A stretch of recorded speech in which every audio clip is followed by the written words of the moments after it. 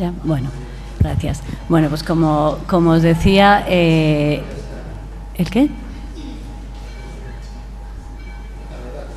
¿Sí? Bueno, como os decía, voy a repetir algunas cosas que se han ido diciendo porque yo creo que realmente se han ido apuntando muchos aspectos claves, ¿no?, desde que Víctor ha empezado esta mañana. Esta es la curva del SARS del año 2003 y lo hemos repetido varias veces, pero es que la emergencia de este virus supuso un punto de inflexión en los sistemas de alerta a nivel mundial. Fue un virus que se detectó tarde, se notificó tarde y que la OMS no hizo una respuesta rápida, porque realmente no tenía estructura para hacer una respuesta rápida. Entonces, este brote fue un poco el que puso en evidencia, junto con otras cosas que habían pasado antes, como todo el asunto del bioterrorismo que ha comentado Víctor, un punto de decir, somos muy vulnerables, la enfermedad viaja de una manera que no nos imaginábamos y no tenemos una estructura preparada y tenemos que organizarnos. Y fue un poco lo que hizo que la Organización Mundial de la Salud, que llevaba tiempo atascada intentando hacer un nuevo reglamento sanitario internacional, que era realmente una red de redes de alerta, desatascara, porque había muchos problemas y realmente no se desatascaba desde el 69, que veníamos viviendo con el antiguo reglamento. ¿Cierro aquí? Yo creo que esto está... Bueno, sí. Entonces, bueno, pues eso influyó, se hizo un nuevo reglamento sanitario internacional y se creó un nuevo concepto que era lo de las emergencias de salud pública de interés internacional, ¿no? Y realmente se creó un sistema que enfocaba todo a la detección precoz y a la detección en el foco cuando el problema todavía es limitado, ¿no?, que es un poco el objetivo que debemos tener. En el mismo contexto, pues estoy poniendo un poco el paraguas de cómo hemos ido luego trabajando en los siguientes años, ¿no? En los mismos años hubo una conferencia mundial para reducir los desastres y se aprobó lo que era el marco de acción de Hyogo, ¿no?, para el 2005-2015. Y volvía un poco, siempre son los mismos puntos claves, ¿no? Y volvía a decir que es importante identificar y evaluar los riesgos y potenciar la alerta temprana, ¿no? Iba dándonos siempre todos los mismos mensajes, ¿no? El crear realmente las capacidades para esta detección en los países. Entonces, ¿cuál es el reto que tenemos, ¿no?, para hacer frente a estas enfermedades emergentes y a cualquier desastre? Pero estamos hablando ahora de enfermedades emergentes. Pues lo que tenemos que hacer es detectar de forma precoz y en el origen las enfermedades emergentes y los factores que la están favoreciendo, porque si no, no podemos poner en marcha las medidas de prevención y control. Esto es muy fácil, dicho así, queda muy estupendo, ¿no? Y esto se refleja pues en esta gráfica típica que es un poco lo que señala, es qué ocurre cuando no funcionan los sistemas de alerta, y es que realmente la respuesta empieza muy tarde, y lo que sucede cuando sí funcionan los sistemas de alerta, y es que tenemos mucha más oportunidad para el control, que es lo que queremos, mejorar la salud y que evitar enfermedad en la población, ¿no? Entonces, este es nuestro objetivo, que todo esto se vaya acercando y que la respuesta pueda empezar lo antes posible. Pero eso no es fácil. ¿Qué necesitamos para ello? Necesitamos planes de preparación y respuesta, y estos planes de preparación tienen que incluir, bueno, lo he resumido aquí en 3 puntos clave, que sería primero una evaluación del riesgo. ¿Qué puede suceder? Hay riesgos inesperados, pero también está la filosofía de manejo de todos los riesgos, pero bueno, sí que hay muchos riesgos que sabemos que están, y se ha hablado antes de todo, la globalización, sabemos el riesgo que nos va a suponer. ¿Qué puede suceder y por qué puede suceder? ¿Qué factores me están favoreciendo que esto suceda, ¿no? Y todo eso es la evaluación del riesgo. ¿Cómo detecto esto? ¿Cómo puedo ver rápido lo que está pasando, ¿no? Acaba de hablar Genaro, yo creo que más claro no puede ser, ¿no? Necesitamos tener sistemas de alerta temprana, que luego entraré un poco más, y tenemos cada vez más herramientas para tener estos sistemas de alerta temprana. Entonces, bueno, pongámonos a ello, ¿no? Y luego tenemos que tener pensada la respuesta, qué vamos a hacer si sucede, ¿no? Y en este sentido, lo ha dicho Víctor también antes, pero hay una cosa que es fundamental, y es la comunicación. La comunicación en todo el proceso, desde que identificas el riesgo, desde que detectas, desde que inicias la respuesta, a la población, a los profesionales sanitarios, a los decisores políticos. Si no comunicamos, podemos hacer unos informes estupendos de evaluación del riesgo, conocer dónde está el peligro, conocer qué puede pasar, pero si no lo comunicamos no se pondrán en marcha las medidas ni preventivas ni de control, ¿no? Entonces, bueno, yo creo que es un reto gordo que tenemos desde salud pública, ¿no? En este sentido, este es el... Ay, perdón, voy a quitar esto de aquí. Este es el nuevo, la OMS acaba de publicar esta semana la nueva guía para manejo de pandemias. Hemos superado lo de la fase 1, 2, 3, 4, 5, 6, que nos trajo tan al retortero durante el 2009 y, bueno, ha adaptado un sistema, intenta hacer algo mucho más flexible, con una fase de preparación clara, con una fase de alerta que según en cómo pasará una fase de pandemia y con una fase de transición, y deja como mucho más margen a los países, ¿no? Eso es una característica en el sentido de esta va a ser mi evaluación general del riesgo, pero debéis instrumentalizar vosotros las cosas para poder ir haciendo vuestra propia evaluación, ¿no? Y no ser tan rígidos todos como fuimos en aquel momento. Y todo eso con la idea de la evaluación del riesgo continua en todos los momentos, en la fase de preparación, en la fase de respuesta, en la fase de recuperación. La evaluación del riesgo debe ser algo continuo y que tiene que hacer frente a todas las vulnerabilidades, ¿no? Entonces, en este sentido, volviendo al marco de acción de IOTO para preparar a los países, ¿no? Para hacer frente a las desastres naturales, que es un poco el objetivo de todo este marco de acción, lo que nos dice es que el punto de partida es ver qué riesgos tenemos y qué vulnerabilidades sociales, económicas, políticas, ambientales. La parte ambiental es fundamental. Porque no es lo mismo, con los mismos teóricos factores de riesgo, lo que va a suceder en una población de lo que va a suceder en otra y cómo mi población se va a exponer, aunque sea el mismo tipo de riesgo, ¿no? Entonces, necesitamos analizar las vulnerabilidades a nivel más local. Y luego lo que decía, y vuelvo a repetir, ser capaces de difundir en el momento, cuando de forma oportuna, la información a las autoridades responsables, a la ciudadanía, para que de repente además no se creen las grandes alarmas que se crean porque viene la enfermedad que parece que nos va a devorar a todos, sino que debemos de estar acostumbrados y acostumbrar a la sociedad de, bueno, si pasa esto es lo que hay que hacer, esta es la manera de prevenirse e intentar que las cosas no se salgan de madre, ¿no? En este sentido, y bueno, ya lo ha comentado Víctor y no voy a entrar más, pero hay un montón de factores que tenemos que tener en cuenta, ¿no? Cuando estudiamos todas estas vulnerabilidades de las enfermedades infecciosas, que son medioambientales, ecológicos, sociales, políticos, y bueno, si no los tenemos todos en la cabeza no seremos capaces de organizar. Y volviendo un poco al principio, a la detección, desde hace unos años estamos como en este escenario, ¿no? de la vigilancia más clásica, basada en indicadores, que bueno, se ha hablado y se hablará más, y ahora que me gustaría comentar algo, y luego lo que está tan de moda ahora, que es la vigilancia basada en eventos, ¿no? Que se nutre mucho de fuentes informales, pero que también creo que tenemos que hacer un poco de parón y reflexionar, porque tenemos una información que nos sobra de todas las vías, pero empieza a haber mucho ruido en el sistema y entonces empezamos a no saber muy bien, a perder casi un poco la perspectiva de qué es lo importante y a saber priorizar las cosas, ¿no? Y parece que las organizaciones están intentando que las fuentes informales no lleven tanto la delantera, entonces a veces se adelantan. Entonces, bueno, esto se ve a veces con algunos informes de OMS, ¿no?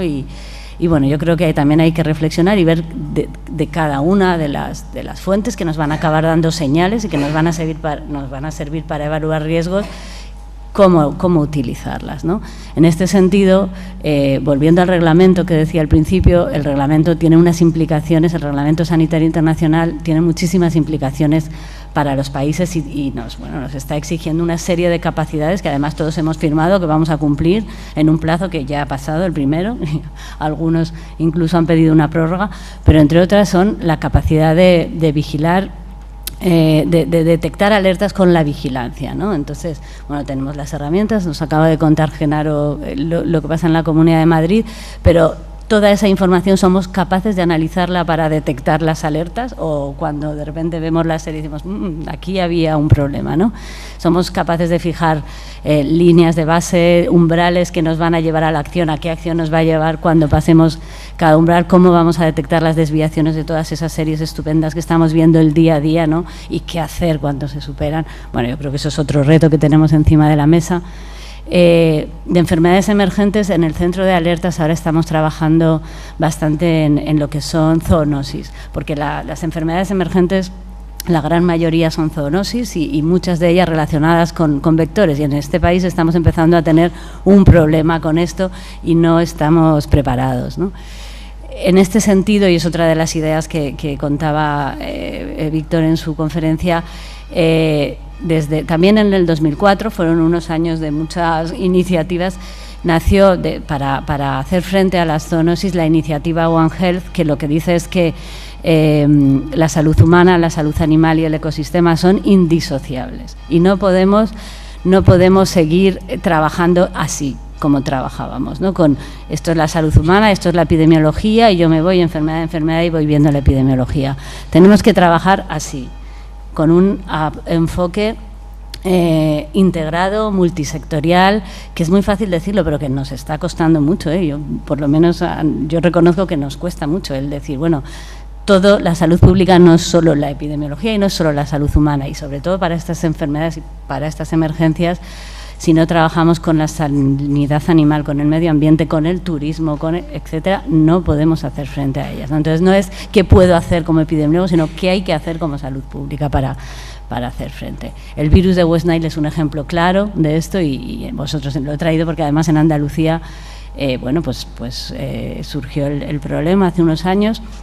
Es un ejemplo claro de intersectorialidad de tal.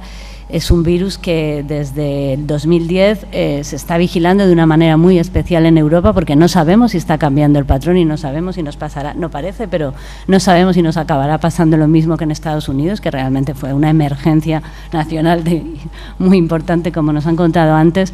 Y la zona de Cádiz pues fue la que en este momento, no quiere decir que no se vaya a extender más, reunía las condiciones para tal y bueno, realmente consideramos que esta zona es una zona ya endémica para virus de West Nile y el resto de España debemos estar atentos porque obviamente estas cosas no se quedan aisladas, porque el vector para esta enfermedad lo tenemos en toda España, claramente. Este es el Culex pipiens que tenemos en toda España distribuido. ¿Qué pasa? ¿Por qué en una zona aparece y por qué en otra no? Pues como os decía, la evaluación de riesgo es importante. Desde el CAES intentamos trabajar en ello con todos los sectores afectados y tienes que ver qué pasa, dónde van las rutas migratorias, de dónde vienen las aves que pueden estar infectadas, dónde tengo mis humedales, cómo se organiza la población en esas zonas y después de todo eso, aquí está el mayor riesgo, ¿no? Y ahí tengo que poner todo mi arsenal de prevención y control, ¿no? En España está localizado el virus de West Nile, pero en Grecia tienen un problema brutal y están aquí al lado y las características no son tan distintas, ¿no? Y tienen un problema muy importante con el virus de West Nile, está por todo el país, cada año le sale en una zona distinta y realmente, sobre todo desde que por la crisis las medidas de control bajan las medidas de control, pues es lo del dengue que nos contabas antes, bajan las medidas de control y los virus, los mosquitos campan a sus anchas y se extiende, ¿no? Un problema que tenemos en España desde hace unos años es el Aedes albopictus, que además es curioso porque cuando miras los mapas, esto es del 2009, de zonas de riesgo de Aedes albopictus, que es el famoso mosquito tigre que transmite dengue, chikungunya y todas estas cosas, cuando miras los mapas de riesgo del ECDC, bueno, la zona de España teóricamente con más riesgo es la roja, esta parte no parece que está mucho, pero esto es la realidad. La realidad es que teóricamente la zona de Murcia no tenía riesgo y la zona de Murcia está siendo invadida por Aedes albopictus. Aparte de Cataluña, se está claramente extendiendo por toda la costa mediterránea. Almería vamos a empezar a vigilar y supongo que será donde aparezca porque es muy fácil de transmitirse. ¿Y por qué? Porque cuando tú miras solo cuánto llueve y cuál es la temperatura, pues es una cosa, pero cuando tú miras las condiciones de verdad y las vulnerabilidades que tienes en cada sitio, estos son los campos de golf en España. Aquí, aunque teóricamente son zonas secas, no son zonas secas, el mosquito aquí vive estupendamente y se reúnen las condiciones, ¿no? Entonces, esto me refería, y Murcia lo tiene, y Murcia tiene absolutamente extendido el Aedes, ¿no? Bueno, estos son el tipo de cosas que tenemos que tener en la cabeza, ¿no? Y bueno, pues el tener este tipo de mosquitos, tenemos a nuestros vecinos los italianos que en 2007 tuvieron un brote muy importante de chikungunya con 200 casos de infección, y porque vino un caso índice de la India y tal, y que les costó mucho detectar porque no, los médicos veían signos parecidos a la gripe y nadie pensaba que aquello podía ser un virus de chikungunya, que sonaba absolutamente exótico. Por eso los sanitarios y la población, pero sobre todo los sanitarios, tienen que saber qué riesgos pueden aparecer, sin obsesiones, pero necesitan estar informados porque la detección será muy tardía, ¿no? Nuestros vecinos, los portugueses, acaban de, este año pasado, no sabemos cómo se comportará este año, pero tienen Aedes albopictus en Madeira y han tenido 2000 y pico casos de dengue en Madeira en este año. Y ya no es solo la salud humana, que en este caso, como solo hay un serotipo, no hubo casos graves. Son las pérdidas económicas y pues para el turismo, por ejemplo, que hay debajo de estas emergencias, ¿no? Que impactan en muchos más ámbitos que el puramente sanitario, ¿no? Grecia, que como os decía, sus medidas de control claramente se han rebajado, está teniendo malaria autóctona, que son cosas que parecían muy superadas en Europa, y ahí está, ¿no? Bueno, y la emergencia no es solo algo que de repente no teníamos y de repente aparece. Las enfermedades emergentes también son aquellas que tenemos y que de repente en una zona geográfica, por lo que sea, cambian de patrón, emergen de otra manera, aumentan de una manera inesperada. Este es el ejemplo que hemos sufrido también hace muy poco en nuestro país de la leishmania, ¿no? Y que ha favorecido, por todas las condiciones ecológicas que se han dado, que en una zona de Madrid haya un nuevo hospedador de Leishmania infantum, que son las liebres. ¿Por qué? Pues porque una zona rural y agrícola, con una población muy limitada y con ha pasado a una zona absolutamente industrial, no sé qué, pero se ha dejado un parque en el cual no estaban los depredadores, pero sí estaban las liebres. Bueno, quiero decir que todo tiene su implicación en la salud, ¿no? Y todos estos factores tenemos que analizarlos cuando vamos viendo el riesgo que tenemos, ¿no? Este es el ejemplo de las últimas emergencias que tenemos sobre el coronavirus y lo rápido que viajan estas enfermedades, ¿no? Y lo que debemos estar alertados porque realmente se puede extender. Esperemos que no sea tan impactante como fue el otro SARS, pero este es otro coronavirus que realmente no está controlado en Arabia Saudí y que están llegando casos a Europa de una manera muy puntual, pero que debemos estar atentos y debemos estar alertados frente a ello, ¿no? Porque no sabemos cuándo los virus van a dar el salto, porque hay virus muy contenidos y que solo van a ser una zoonosis muy limitada, y hay otros virus que van a pasar de estadio y realmente van a provocar una transmisión interhumana sin ninguna dificultad, y no tenemos todos los factores para ver estos cambios y debemos estar muy vigilantes para ellos, ¿no?